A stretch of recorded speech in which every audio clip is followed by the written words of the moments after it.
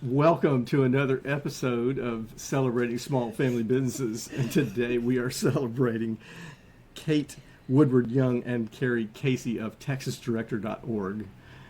Good morning, ladies. Good morning. John and Connie. We're all sitting here just about wiping tears out of our eyes because we've been laughing so hard in our pre-show conversation. And you don't want to know about it. Yeah, that's a whole different podcast. But you guys have been your cousins. The family aspect right away. Your first cousins, and you've been working together in the childcare industry, both owning childcare facilities and now for decades advising people in that industry how to run efficiently. Is that accurate? Yes. Yeah. Yes, and we actually... Go ahead, Carrie. I was going to say, this is our second business we've had together. Well, unless you count the one that we started when we were kids, which was called Camp Frederick. Hotel. So we were Girl Scouts, and we loved to go to a conference. Those aren't the same thing, but I got a whole bunch of swag from a printing conference. We got together over the summer and we came up with a whole bunch of badges you could earn and stuff like that using the office supplies I got from the printing convention. So that was our first enterprise together, was Camp Frederick. I hope there were some fun badges. There were identifying unidentified animals. Was one of the badges. Love that.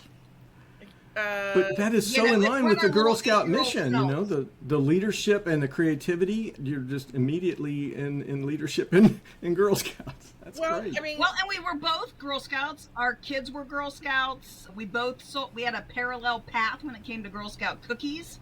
So yeah, we definitely have entrepreneurship in our blood. We are third generation entrepreneurs on both sides.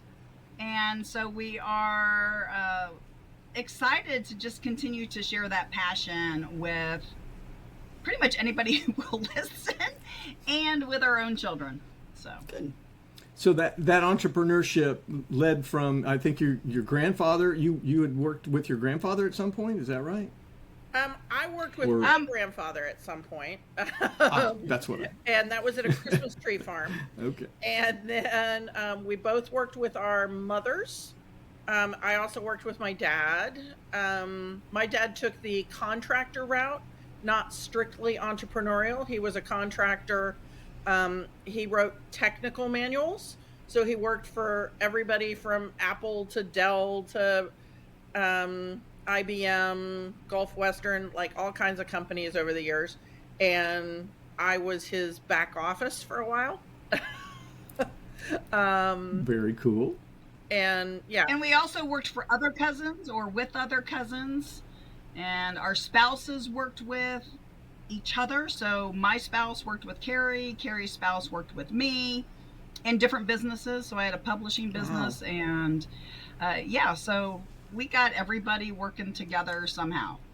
So when it's time for me to write my book about family businesses, I'm going to be calling you guys for research. Absolutely. Oh my goodness. So much depth of experience there. Yeah.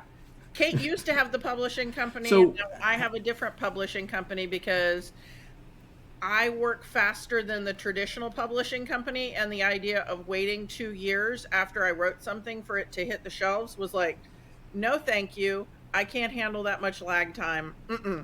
I will figure out how to create my own publishing company. I don't do all of the work. I function as a CEO in that company, and other people do the work, and yay me. I can get stuff out in a week if I need to, because I got to be in my bonnet to write something. Whoa. Now, cool. See, this is where I'm saying with our podcast, something just comes, we plan something, and then something like that comes up, and like we could spend the whole time talking about We're that. not going to spend That's amazing. Okay. We got to talk about the family. No, we're not. Because how did you get in the childcare business? We had children, or that was mine. I had children. Carrie was a child. Yeah, I decided when I was a child in childcare that when I grew up, I was going to have a childcare business. Because my mom was an 80 to 120 hour a week entrepreneur when I was born. And so she didn't have a huge amount of time for me, but the people in childcare did. And so I thought that that was the best place in the world because people paid attention to me. um, and so I decided I would have a center when I grew up. I see. So- So you had an experience in a well-run child care center that gave you a really good role model to start with. Absolutely, absolutely. And between that and then having a mom who taught me a whole bunch about business by osmosis, it made it such that I was able to open my first program at 21 and my first center at, 24, I think, when I opened my first licensed center. Wow. Now, what's the difference between a program and a center? So home-based programs are, in your house, you have a room or a couple of rooms set aside for your cottage industry. In Texas, they're called registered family homes, but that's not what they're called everywhere. But home-based care is usually for like 6 or fewer kids. And then a center can be, 400 children. I never had one that was that big because 400 children is a lot. But the 100. But you did have four. You did have 4 centers, and you always had multiple locations. So Yes. um, But one yeah. building with 400. Okay, what about you? What is your... I can handle. Having 400 kids So, between multiple yeah, so locations is fine. I got into childcare when I had children. So my first son was born, and prior to him being born, I was actually a certified business analyst with the SBA at a local small business development center in Ohio. And so I knew I wanted to stay at home, but I also needed a revenue source. And so I had infants. And then after a couple of years of running that business as a business, the Ohio Small Business Development Center asked me to be part of a consulting team that trained other registered family homes how to run their business like a business around the state of Ohio.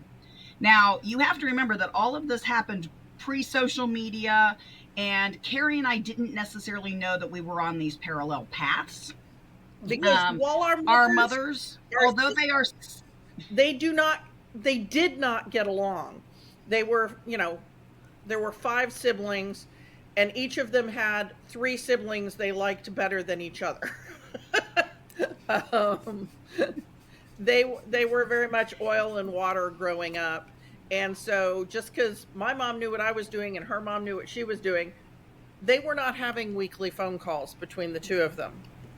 And my grandmother, I don't think really, our grandmother didn't really know what either one of us was doing. She was very confused. It's like, they're doing what? They're taking other people's who? And I don't get it. And so she didn't make that connection for our moms until Kate moved to Texas, because she didn't want her son to not have cousins around. Like, Kate is an only child, and our parents lived thousands of miles away. So now her her kids have so when I moved to Texas, Carrie and I quickly realized the similarities. We started training together literally as soon as I got here. When I moved here, I went to work for the Women's Business Development Center, the Texas Center for Women's Business Enterprise. And, we worked well together. We started a substitute service. We learned a lot about ourselves in our late 20s. Like, I'm not the person you call on a Thursday night. And again, we didn't have voicemail. We didn't have other ways of communication. We had a pager, but they had to call me. And so Thursday night, when you're drunk and you need a substitute for Friday morning, I quickly discovered I'm not the person you call. So that venture, we did a great job, such a great job that people would hire our substitutes. And so we did too good of a job hiring and training staff. But we didn't learn if you hire our people, you're going to pay us money. Like, we didn't learn that. And we definitely learned our strengths and weaknesses, and we continued to work with and for each other. I actually worked for Carrie at one point in time as a director of one of her programs.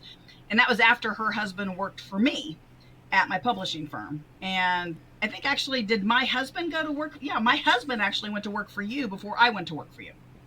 Yes. So, yes. Time is confusing. Wow. yeah. Well, I this don't even know almost how to seems unravel I- all this. our normal first question, the next question is, what do you love about working with family? And it's like, wow. I think it'd be a shorter list to tell you what I don't like doing about working. And it's only Go some for it. family. I mean, Carrie and I have now worked together for 25 years. And so I obviously like working with Carrie. Yes. We both would have relatives, and may even be the same relative, that we learned an awful lot about the type of people we would not work with in our family. Yeah, there are 3 members of my family that I've worked with that I will never work with again, because I want to continue to have a good, positive family relationship with. And we could not together keep those boundaries clear of this is when I'm wearing my working hat and this is when I'm wearing my family hat. And if they can't keep those boundaries clear, then you can't work with them. Right. True. And that's it's a communication issue. It might be a parenting issue from their past. There's so many things that come into that, but that's so key that you have to make that choice. Or there are times when you have to make that choice. Which relationship am I going to preserve? Yeah, and like for instance, one of them is one of my parents' siblings. So we'll just leave that nice and vague in case they happen to listen to the episode. But one of my parents' siblings could not stop seeing me as an adolescent girl. Yeah. And so if they continue to see me as an adolescent girl, then any of the ideas I come up with are the ideas of an adolescent girl. And that's just not going to work if we're trying to have a business relationship.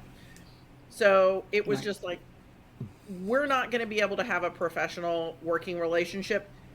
And it's not that I'm not up to the task or that they're not up to the task. They just can't make that mental shift from adolescence to mature adult with lots of good ideas. And right. And there's a lot more to that than just having a conversation. I mean, you can talk about it and they could say, yes, I'll change, I'll do that. But if they're not going to do the thing, the work and change that over time. I've worked with my mother in 3 different businesses that she's had over the years. And in the first one, I was a child. And she treated me like a child. I mean, this sounds like, I don't know, this is a Bible verse in my head. And then we put away childish things. And then I worked with her when I was in my early 20s to get enough money to open my school. And she treated me like a young adult who hasn't been in the workforce for 10 years. And then the third time we worked together, it was in real estate development. And my mother had never worked in an industry that had a whole lot of government oversight, which is all childcare is.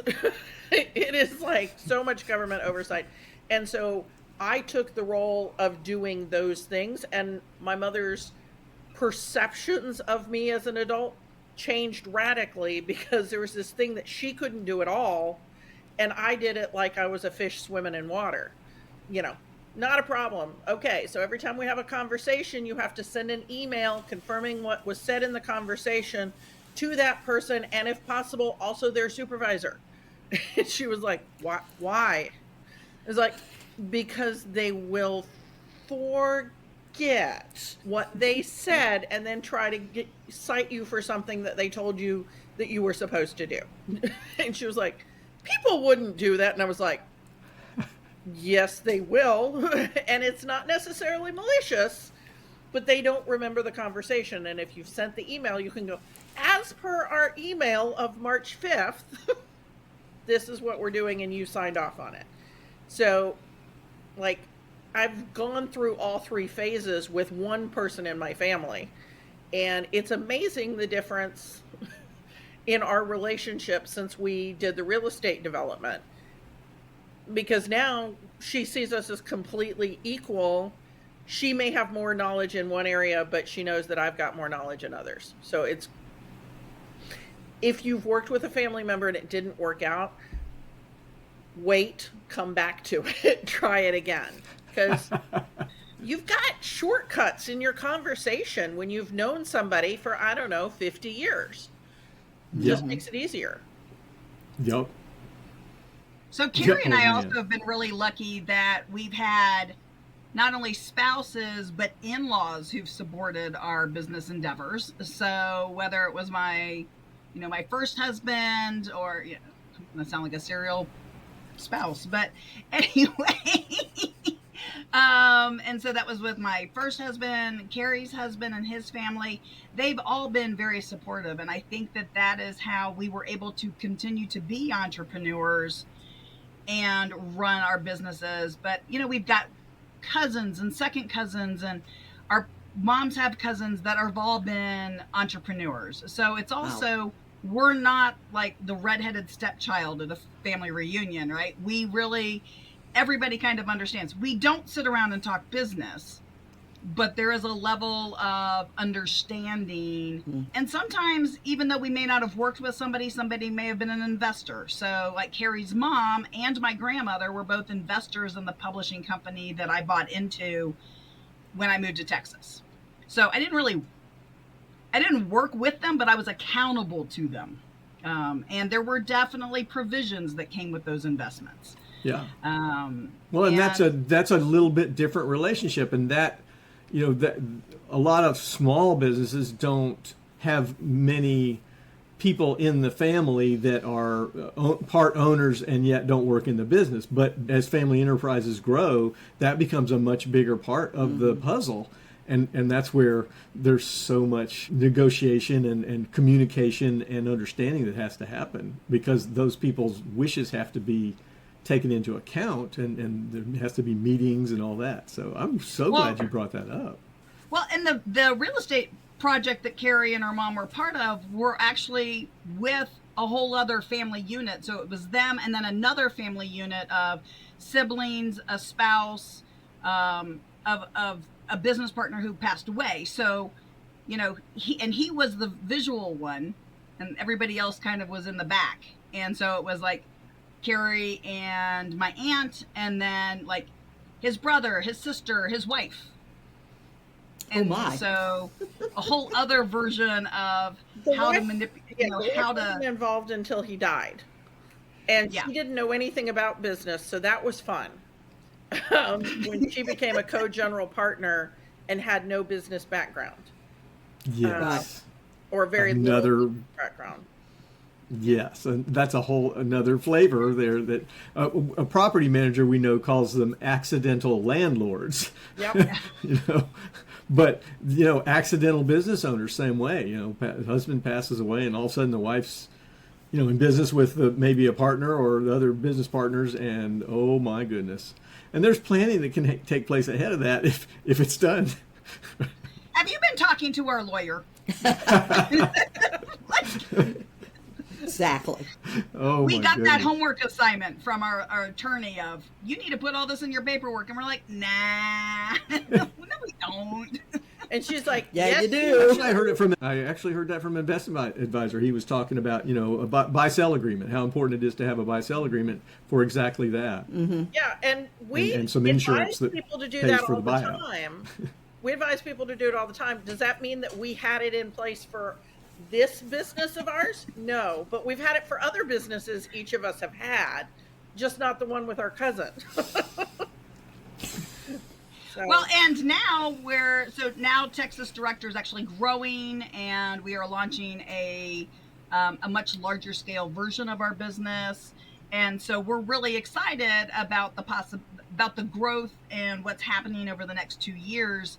And so we've now gone from what you would call absolutely a small business, but in 2 years, you're not going to put us in that category.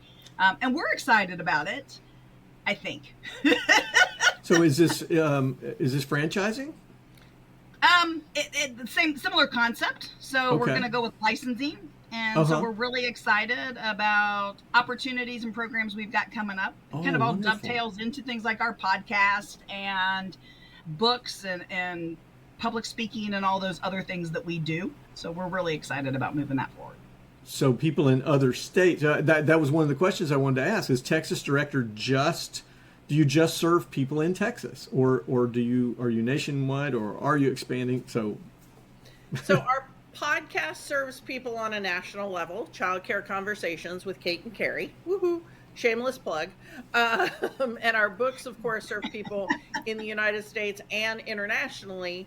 And we had people coming to us going, hey, how do we get your training? And we were like, let's think about that.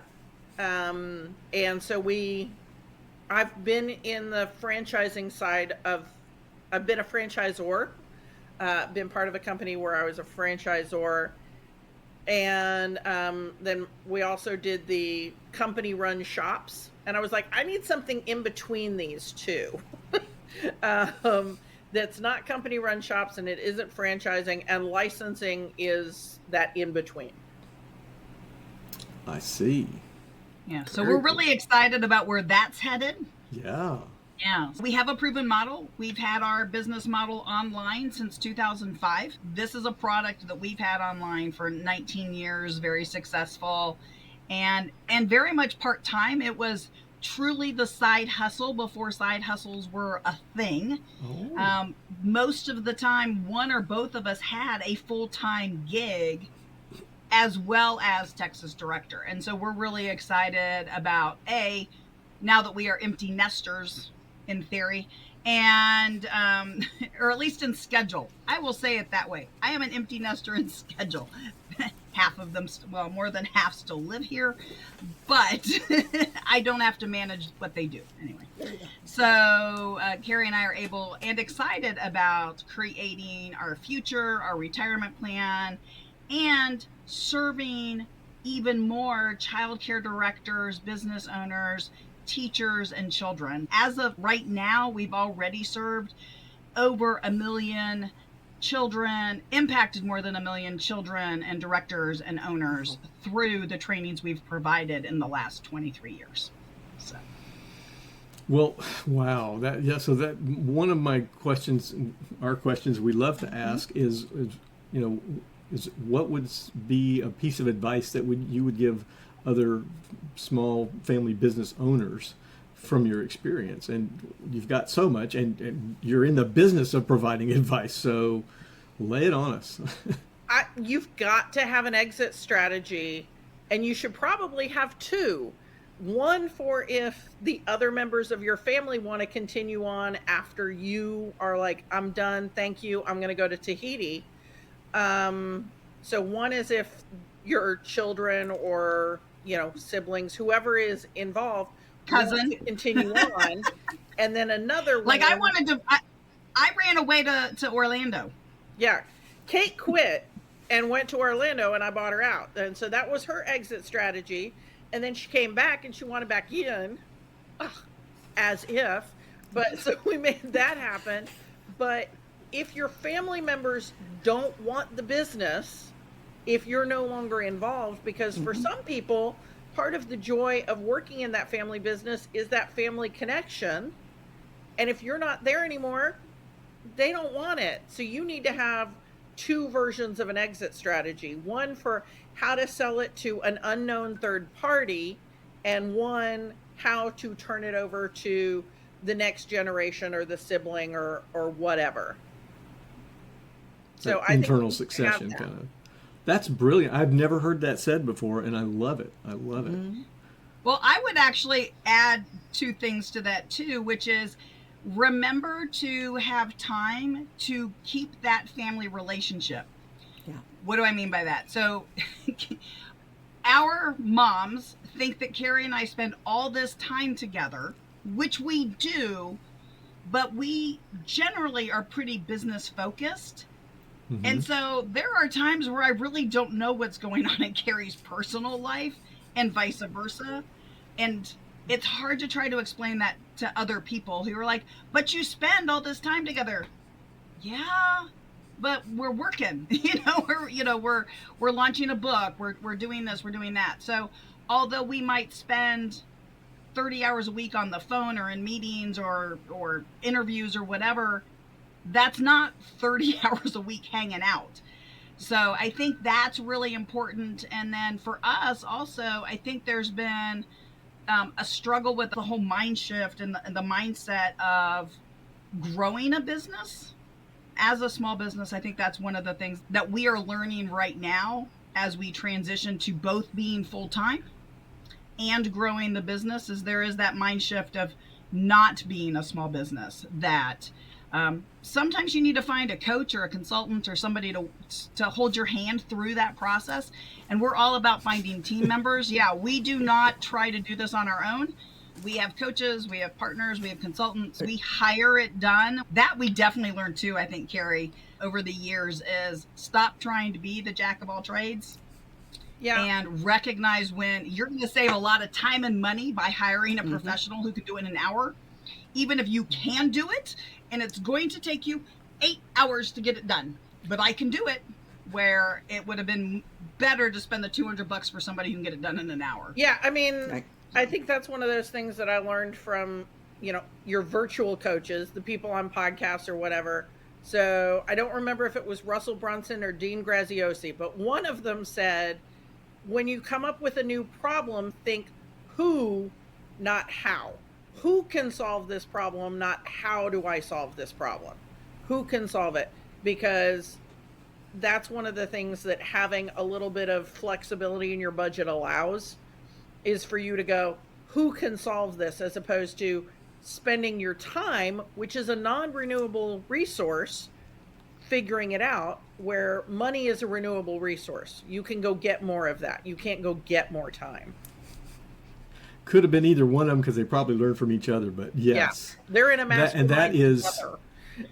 I want to say that is the one of the really essential things that you were talking about, Kate, about the mind shift from running a business to, I'm changing your words a tiny bit, but running a business to growing a business, right? Yep. And that you do have to think differently, and that's what we're all about. So I love that this came up. Yeah, because what got you to this point is not going to get you to the next point. And there's different levels of thinking that have to happen, and mostly it's simplification. So that who can do this instead of me, and the willingness to do that. I think that's where a lot of small businesses get hung in trying to grow, is that founder can't let go. Nobody can do it like I can, and the delegation. And we're struggling with that right now as far as growing and staying in our lanes, because we both have done, for over half of the life of the business, I was the primary person, and then Carrie was the primary person. And so now we're like, well, what do you like to do? How do we stay in the lanes of what we like, what we're good at? And we were really excited. I love it when Carrie listens to podcasts, and then we have meetings and people go, well, why don't you just have so-and-so? And then we brought in so-and-so, and we're like, oh yeah, we were never going to get to where we wanted to without killing each other, without bringing in so-and-so, right? Exactly. But now it's okay, what exactly is my lane? And do I always have to stay here? Can I come over here and play? And the answer is no. Stay out of my lane. Or maybe find a way to play in that in another aspect, an experimental or smaller, where it's not impacting the main flow of the business. I mean, we do things together still. We haven't, we're not yet to the point where it really is from a time standpoint. No, your 40 plus hours need to be in your lane. We still have, and we're still teaching the others how to well, and I don't want to say how to do their job. Take the Apple example, right? The two Steves, Steve Wozniak and Steve Jobs, still had meetings, even once it became very clear that Woz was in charge of actually doing things, and Steve was in charge of thinking up things. But because they knew how to brainstorm off of each other, when they would get stuck in their area, they could come together. And since they'd both done both parts, they brainstormed really well together. And I think that's one of the things that family businesses have a leg up on any other kind of business because you already know how to brainstorm well together. You may have been brainstorming where are we going to eat on Sunday, but you've been brainstorming for a long time together, and that skill transfers into the business arena. Right. Well said. Yeah, Because we start negotiations early, don't we? Yeah. You know, who's bringing what to Christmas dinner? Yes, we're talking about. I'm only making that sound because of the 4 kids. I feel like that's all I've done. And I got one that's way better at it than the rest of us. And Carrie has a sibling who I think he thinks that's all he was born to do. And so lots of remembering of family conversations over the decades of, you know, different versions of my children, her children, siblings, cousins, you know, trying to out negotiate each other. That is Yep. so fun. So fun. Oh, Yeah. wow. We've got lots to talk about. We definitely can offer some ideas about some of those shifts. And I love what you said. It's more efficient to hire it out to somebody that can do it in an hour instead of spending 8 hours doing it. However, it's also really effective if you've done it at least once, because then you can supervise that person that you're hiring, and they can't pull the wool over your eyes with a bunch of stuff. Yeah. So, Absolutely. You Totally know agree how- with that. You Yep. need to know how to supervise it. And so sometimes I hire it done and then I have them explain it all to me the way they Right. understand it, and then I do additional research. So sometimes you just Smart. need to get somebody in there to get it done today, and then you can come back in and go, okay, how do we do this going forward? So, Right. without a yeah. doubt. And how And to what's tweak it. also well, also with that, what's really great is just because you have somebody who's really good doesn't mean it's the only person, and that sometimes it's worth, because so many new tools, right? Like, especially when you start thinking about technology or anything that's technology based, whether it's internal systems, external systems, there's constantly new tools. So even though you might have somebody who's really good and who appears to be really efficient, there now maybe tools that can do their job that maybe they don't even know. Right. And I think that that's why it's worth definitely doing those check-ins on business systems, business software, and meeting with different people when time allows. you gotta you gotta work in the business and work on the business. You can't, you got to pay some attention to that stuff. So you can't always be looking for new things. And I mean, I think all of this also reflects back on what we were talking about, the accidental landlord, the accidental business owner. That's part of why we wrote the book that just came out, From OSH *IT to I Got This. I don't know if we're allowed to curse, so we won't. Yeah, I think you can. Okay, so We're from adults. I Got This. Because if you are an oops, my parent passed away, my partner, we got, there was a divorce, whatever, and you're now a business owner and hadn't actually planned to be one, having a book that addresses some of those issues of, that was not the plan. Or, oh, this is a great idea. I'm going to start a business and it's going to be wonderful and da-da-da-da-da-da-da-da. And you're full force with the enthusiasm, and then you're like 4 months in and you're like, what did I do? Or where do I start? I mean, that's what I love about this book, is it really is designed for, it is designed for female entrepreneurs. It doesn't mean that men can't read the book. But a lot of our stories and situations are female entrepreneur based, for those women who had, like, maybe they were a stay-at-home mom with a side hustle-y thing, and then the husband was laid off. So we've got all kinds of situations in the book to kind of illustrate what we were thinking when we wrote those chapters. And we're really excited because that book is just a wonderful stepping stone from our very first book that we wrote that was translated into Spanish. And then within the next week or so, we have book number 6 coming out that we've co-authored.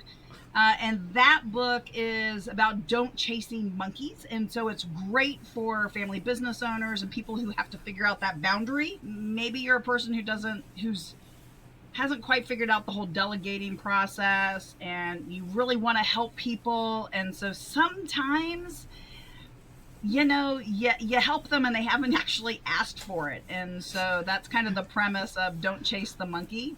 Yeah, I think, if you think about the farm analogy, right? So you're working on a farm, you've got the traditional version, right? So you've got your high school student working on the farm with you, and they say, oh, I'm having a really hard time putting the corn in. And you're like, oh, well, let me go look at the tractor. And then you spend 45 minutes fixing the alignment because something was wrong on the alignment of the tractor. Well, that teenager didn't ask you for that help. They were just coming to you to kind of go, this is harder than I thought it would be. And you're like, I fix it for you. And they're like, I didn't even know that was the problem. What I'm saying is sitting in the seat in the combine for 3 hours was harder than I thought it was going to be. And you fixed a problem. It just wasn't the problem they were having. And it might, and what the problem they were having might not have needed fixing at all. Right. They just need to learn how to sit on their rear end for 3 hours without things plugged into their ears. And they might want to just been heard. This sounds a little bit like a conversation, we've had about, husband and wife, with the male dynamic of, I want to fix things. When she tells me she's upset about something, I want to go beat somebody up or fix it somehow. And she's like, will you just let me talk? Just shut up long enough just to listen. That's all I need. And if you can't listen, I'll go talk to my pillow.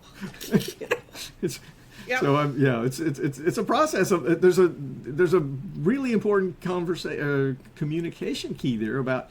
So let me make sure it's checking for understanding. It's an alignment thing, So what is it that you need from me, or what exactly is the problem? Yeah, and so that's a lot of. Well, one of my favorites with that. Sorry. Absolutely. It is definitely what we talk about in the book. As I say, one of the things that I love with that, John, is we often encourage business owners to find other business owners to vent with, that, especially if they're not in business with their spouse. Because you want to keep that relationship.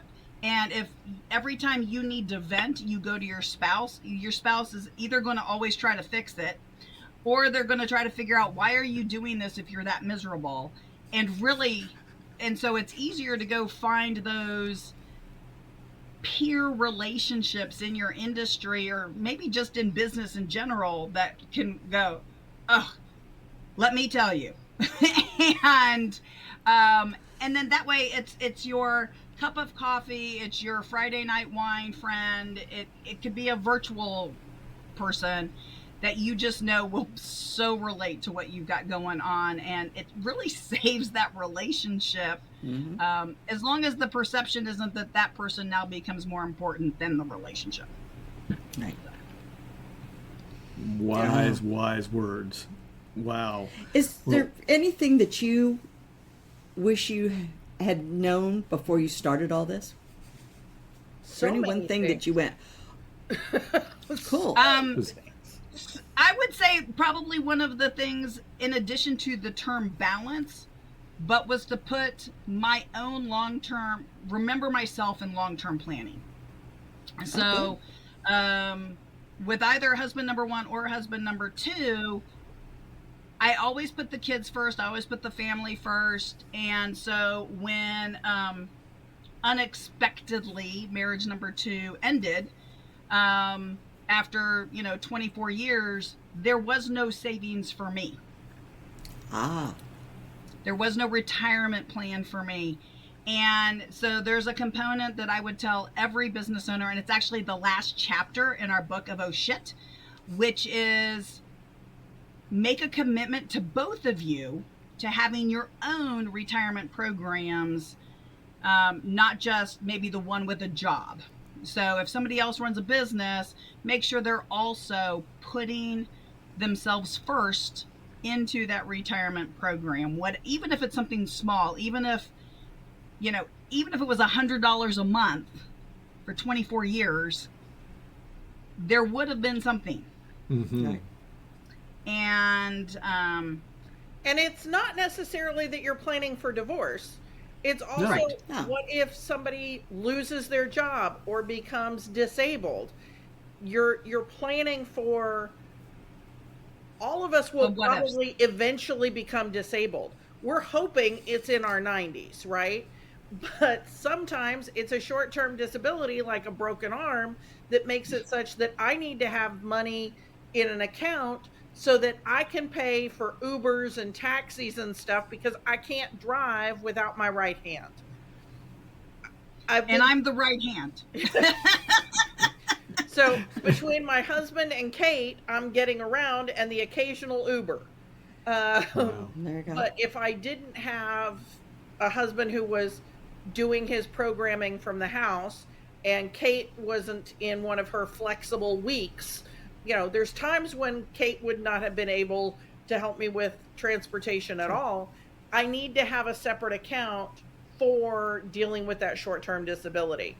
And sometimes short-term disabilities become long-term disabilities, and you've got to have savings in an account for all the members of the management team, so that if they fall and break an arm, or if they get pneumonia, or if they start deciding that huff and glue is their full-time occupation, we have a way for them to deal with it and for the business to continue to function. Smart. Absolutely. Wonderful advice. Yes. Yes. That seems like a perfect place to say, let people just settle Yeah. with that for a bit.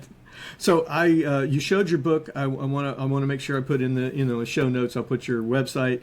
I'll put a link to the book, other stuff, and so people can find you. And I want to stay in touch about your program expansion, so we can keep that updated. Can we as see well. the covers of both books that you have? Well, I can give you the cover of the book that's out, which is From Oh Shit to Right. I Got This. Yours won't Right. have this little gray bar across it that it says author copy. Okay. The other book we don't have the cover back yet on. This is its sort of workbook that goes with it. Right. So it'll have some of these same graphics. It just won't be called this. It will be called Don't Chase the Monkey. Don't chase the monkey. But if you And- if you look either of us up on Amazon, you'll be able to find the books. You can Okay. also find all of the books at igotThisBooks.com. Great. We'll put that in the show notes also. GotThisBooks.com. I love it. Yeah. Great. Ladies, Thank any you. other closing words of wisdom you'd like to give us? Like to? No. Yeah. I think, I'm sure Carrie has something we should probably say.